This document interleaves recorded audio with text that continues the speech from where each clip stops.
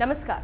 अफगानिस्तान पर तालिबानी आतंकियों का कब्जा होते ही वहां के हालात जैसे लगातार बिगड़ते ही जा रहे हैं। खुद राष्ट्रपति अशरफ गनी जहां देश छोड़कर भाग गए, तो वहीं हजारों लाखों की संख्या में लोग अब देश छोड़ने को मजबूर हो रहे हैं। अफगानिस्तान के हालात लगातार कितने खराब हो रहे हैं, ये आप देश की राजधानी काबुल के एयरपोर्ट को देखकर ही समझ सकते हैं, जहां इस कदर भगदड़ मची हुई है जैसे मानो पूरा अफगानिस्तान खाली हो रहा हो।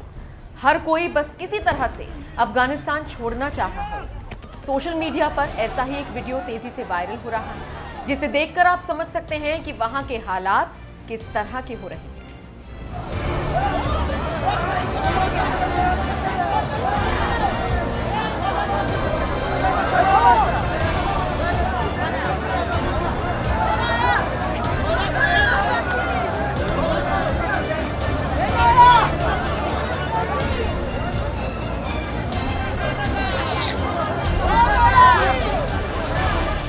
ऐसा ही एक और वीडियो वायरल हो रहा है, जिसमें आप देख सकते हैं किस तरह से लोग किसी तरह से बस विमान पर चढ़ना चाह रहे हैं। इतनी भीड़ आपने त्योहारों के समय रेलवे स्टेशंस पर देखी होगी, लेकिन ये नजारा है काबुल एयरपोर्ट पर खड़े विमानों का। पूरी सीढ़ी यात्रियों से खचाखच भरी पड़ी है। कोई लटका है तो कोई किसी न किसी जुगाड़ से बस विमान तक पहुंचना चाहता है। एक और खास बात यह है कि इस भारी भीड़ में महिलाओं की संख्या ना के बराबर दिख रही है। ज्यादातर भीड़ सिर्फ पुरुषों की दिख रही है। ये खौफनाक नजारा देखकर बीबीसी के पत्रकार निकोला करीम ने लिखा, अफगानिस्तान में मैंने जो कुछ देखा, ये शायद अब तक का सबसे दुखी करने वाला नजारा है। लोग हताश हैं। कोई हेल्प एजेंसी नहीं, कोई संयुक्त राष्ट्र नहीं, कोई सरकार नहीं, कुछ भी नहीं है।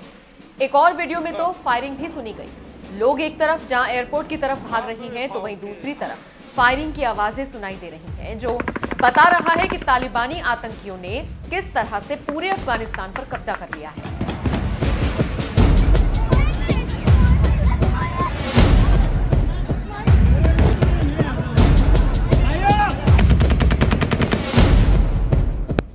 अफगानिस्तान में तेजी से बिगड़ रहे हालातों को देखकर एयर इंडिया की एक फ्लाइट 129 यात्रियों को लेकर भारत पहुंची।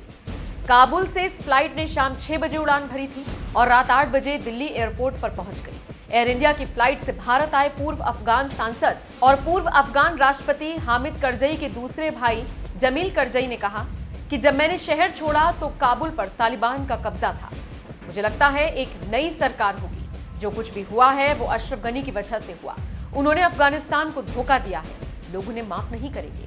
As far as I came from Kabul, so the Kabul was occupied by Taliban, and I think there will be a new government. There will be a new government, maybe a new settlement.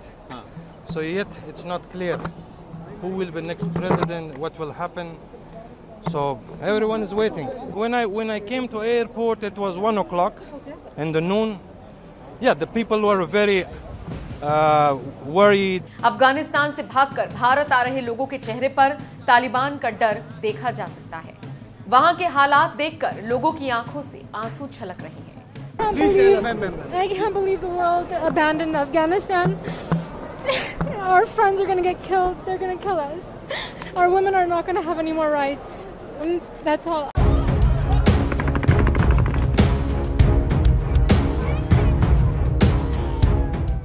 लगातार बिगड़ रहे अफगानिस्तान के हालातों के बीच काबुल में स्थित international airport के पास तो भगदड़ का माहौल है। यहाँ के आसपास के इलाके में गोलीबारी हो रही है, जबकि हजारों की संख्या में लोग देश छोड़ने के लिए तैयार हैं। यहाँ कमर्शियल उड़ानों को भी रोकना पड़ गया था। अमेरिका, फ्रांस, ब्रिटेन समेत कई देशों ने पहले ही अपने लोगों को निकालने का इंतजाम किया हुआ है। दूतावास के राजनयिकों को एयरलिफ्ट किया गया है, जबकि अन्य लोगों के लिए स्पेशल इंतजाम किए जा रहे हैं। भारत सरकार ने भी एयर इंडिया से 2 एयरक्राफ्ट रिजर्व करने को कहा है, ताकि काबुल से इमरजेंसी हालात में भारतीय नागरिकों को निकाला जा सके। एयर इंडिया की ओर से भी स्पेशल क्रू तैयार की जा रही है, जो इमरजेंसी हालात में काबुल के लिए उड़ान भर सकती है।